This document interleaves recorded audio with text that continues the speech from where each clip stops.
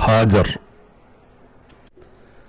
വ്യാഴം ഏകദേശം ഒരു 1.5 വട്ടം സൂര്യന് ചുറ്റാനെടുത്ത സമയത്തിന് മുമ്പുള്ള കഥയാണിത്.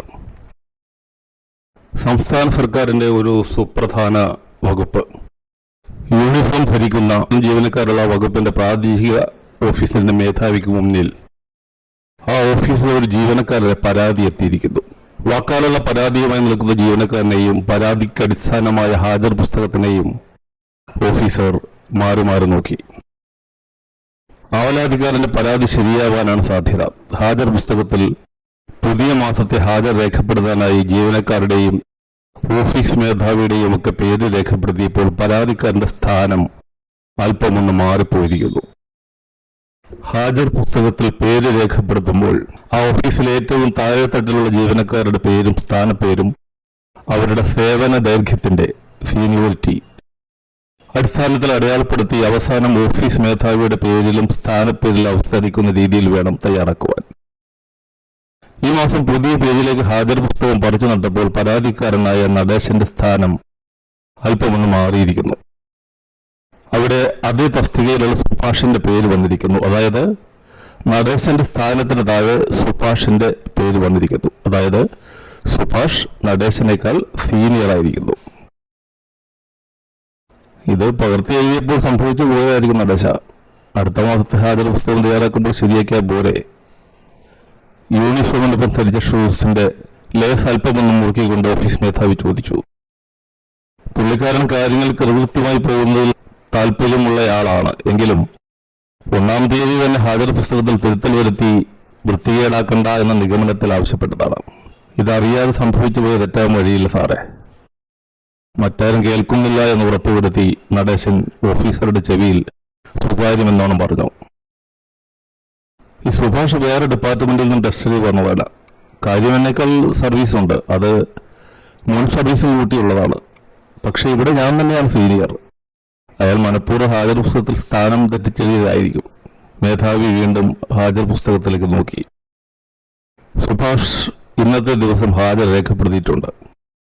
ഇത് നടേശൻ ആരോപിക്കുന്നത് പോലെ തന്നെയാവാം. തന്റെ ഓഫീസിൽ ഒരു ക്രമക്കേട് നടക്കരുതെന്ന് വാശിയുള്ള ആളാണ് നമ്മുടെ ഓഫീസർ. ഓഫീസിൽ ഇപ്പോൾ നടക്കുന്ന ഔദ്യോഗിക കാര്യങ്ങൾ രേഖപ്പെടുത്തുന്ന ജനറൽ ഡയറി പോലെ തന്നെ തന്റെ ഓഫീസ് പ്രവർത്തനങ്ങൾ മുന്നോട്ട് പോകണമെന്ന് വാശിയുള്ളവൻ. ഈ ജനറൽ ഡയറി എന്നുള്ളത് രാവിലെ 8 മണിക്ക് ആരംഭിച്ച് പിറ്റേ ദിവസം രാവിലെ 8 മണി വരെയുള്ള പ്രവൃത്തികളെല്ലാം രേഖപ്പെടുത്താനുള്ളതാണ്. ജീവനക്കാരും താനും ഉൾപ്പെടെ ആരൊക്കെ എപ്പോഴൊക്കെ ഓഫീസിൽ ഹാജരായി, അവർക്ക് എന്തൊക്കെ ജോലി കൊടുത്തു, ആരൊക്കെ എന്തൊക്കെ ആവശ്യത്തിന് ഔദ്യോഗികമായി പുറത്തുപോയി, എപ്പോൾ തിരിച്ചു വന്നു തുടങ്ങിയ എല്ലാ കാര്യങ്ങളും രേഖപ്പെടുത്തണം. ഓഫീസിരിക്കുന്ന സ്ഥലത്തെ അക്ഷാംശ രേഖാംശ രേഖകൾ ഓഫീസറുടെ കൈവശമുള്ളത് കൊണ്ടാകാം എല്ലാ ദിവസവും 8 മണിക്ക് തന്നെ അദ്ദേഹം ജനറൽ ഡയറിയിൽ ഹാജരുണ്ടായിരിക്കും.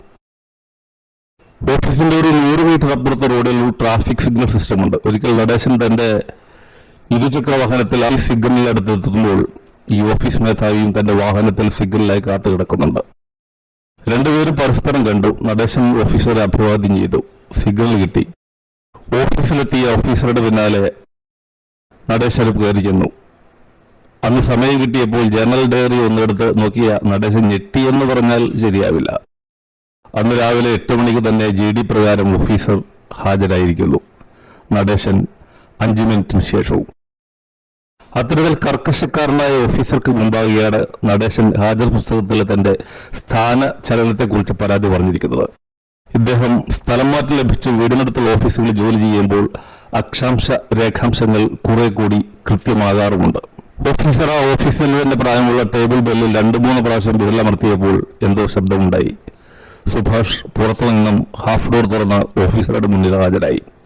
സുഭാഷ് ഇതെന്താ അറ്റൻഡൻസ് ബുക്കിൽ ഓർഡർ തെറ്റിച്ച് പേരെറിയത്? അയ്യോ സർ, ഞാനല്ല. ഇന്നലെ നൈറ്റ് ഡ്യൂട്ടിയിലാണ് നമ്മുടെ അഭിലാഷാണ് അറ്റൻഡൻസ് പുസ്തകം പകർത്തിയത്. എന്താ പ്രശ്നം?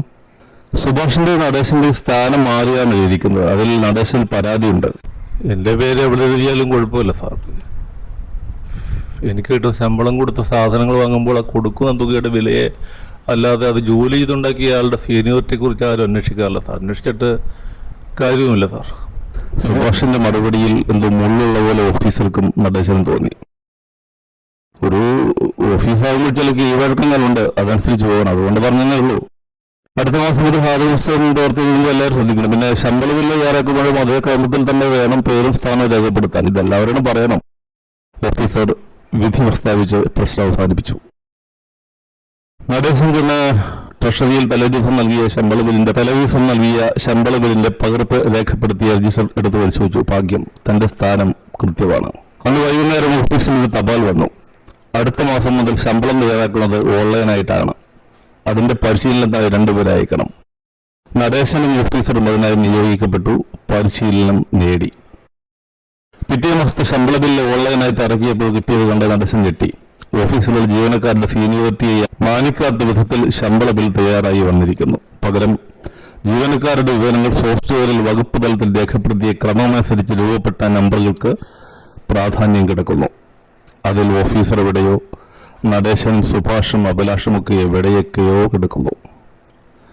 ആ കിടപ്പ് ഇപ്പോഴും തുടരുകയാണ്. നടേശൻ ഉറക്കം വരാതെ ഒരു രാത്രി ഓഫീസ് കസേരയിൽ നിന്ന് നൈറ്റ് ഡ്യൂട്ടി നോക്കുകയാണ്.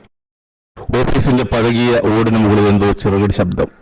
ഒരു രാത്രി സഞ്ചാരി പക്ഷി, ഒവാലാകണം, പറന്നുപോയതാണ്. അതിനിപ്പം 1-2 ഓടുകൾ അടർന്ന് താഴേക്ക് വീണു. ഇരുട്ടിന്റെ 2 ദ്വാരങ്ങൾ ചേർന്ന് വലിയൊരു ദ്വാരം രൂപപ്പെട്ടു. പണ്ട് ഈ ഓഫീസിന് രാത്രി കാവലിൽ നിന്ന ഒരു ഉദ്യോഗസ്ഥൻ തൂങ്ങിമരിച്ച സ്ഥലമാണിതെന്ന് കേട്ടിട്ടുണ്ട്. ശരിയാണോ ആവോ? മരിക്കാൻ യാതൊരു കാരണവും കാണാതെ ആത്മഹത്യാക്കുറിപ്പിൽ നേരം വെളുക്കാൻ വൈകുന്നു എന്ന കാരണം എഴുതിപ്പിടിപ്പിച്ചാണ് അത് ഞാൻ യാത്രയായതത്രേ. ഏതായാലും ആ സ്ഥാനത്ത് രൂപപ്പെട്ട ദ്വാരങ്ങളിലൂടെ ഹാജർ പുസ്തകത്തിന്റെ ശമ്പള ബില്ല് രജിസ്റ്ററുടെയും രൂപത്തിൽ 2 വലിയ പുസ്തകങ്ങൾ ഇറങ്ങി വരുന്നു. അവയുടെ ദൃശ്യമായ ഭാഗത്ത് മങ്ങിയ രൂപത്തിൽ എഴുതിയിരിക്കുന്നത് അയാൾ ബന്ധപ്പെട്ട് വായിച്ചു. സീനിയർക്ക് സ്വാഗതം. വാഹനം കൊമ്പൻകുലിക്ക് പുറത്ത് കാത്തിരിക്കുന്നു. എനിക്ക് പോകാൻ ധൃതിയുണ്ട്. നടേശൻ കിടന്ന കിടപ്പിൽ ഉയർത്തി വിളിച്ചു. സാർ, ഇവിടെ എന്നേക്കാൾ സീനിയർമാരുണ്ട്. ആ സുഭാഷൊക്കെ എന്നേക്കാൾ സീനിയറാണ്. സോഫ്റ്റ്വെയറുകളിൽ ഭയങ്കര അന്തരമുണ്ട് നടേശ. അതൊക്കെ ശരിയാക്കാൻ ഒത്തിരി പണിയുണ്ട്. നമുക്ക് തൽക്കാലം ഈ യമണ്ടൻ പുസ്തകങ്ങൾ പ്രകാരം കാര്യങ്ങൾ തീരുമാനിക്കാം. നടേശൻ തളർന്നു വീണു. അത് എവിടേക്കാണെന്ന് നാളെ അറിയുമായിരിക്കും.